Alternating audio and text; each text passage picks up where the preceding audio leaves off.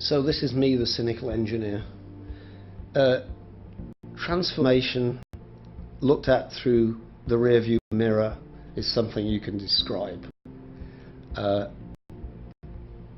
I think there's no, I don't really, so I don't think I am a transformational leader.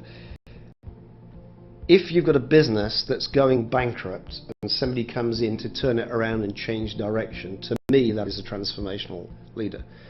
I do think I'm some sort of visionary, and I can see opportunity and I can set direction and I can help implement it. Now, what happens is so the reality is, let's just draw a parallel for you. So American cars used to be big and gas guzzling, and then along came Japanese cars.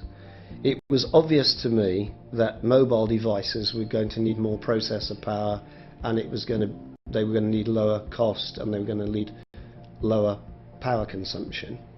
And so I saw that ARM could fit that need, and that was a natural trend that if anybody seriously looked at it, you could just slot into. And I was fortunate enough to identify the opportunity and see what was going to happen better than other people, and I just fitted into what happened. And again, what I'm saying is the world is going in a certain direction with a huge momentum. You know, Nero didn't hold the tide back. So what I'm really saying to you is I don't believe, apart from a turnaround or fixing a broken company, I don't really believe in the term transformational leadership. What I do believe is a visionary who can see the future and help get there. That to me is a more accurate description of what I did. And what I would say is, if I hadn't done what I did, somebody else would have.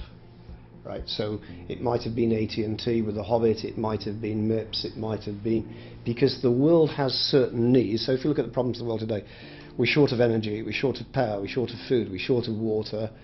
I believe the resourcefulness of man is got the ability, somebody's going to fix it, right? And I don't believe that man, anybody, is that powerful. You know, nobody can be Nero, right? Now they might, when they get into on their soapbox, say, I'm Nero, held a seat, like absolute nonsense, right? So I actually, and again, by the way, a friend of mine is Clayton Christensen, who wrote The Innovator's Dilemma, and his opening talk is, why do all these big companies fail? And he says, because of the garbage we teach at Harvard Business School, you know, and he's a Harvard Business professor. So I actually think, open your eyes, be realistic. And with my startups, by the way, people say to me, what advice would you give me? I don't know if you've seen the program Silicon Valley, which is a comedy.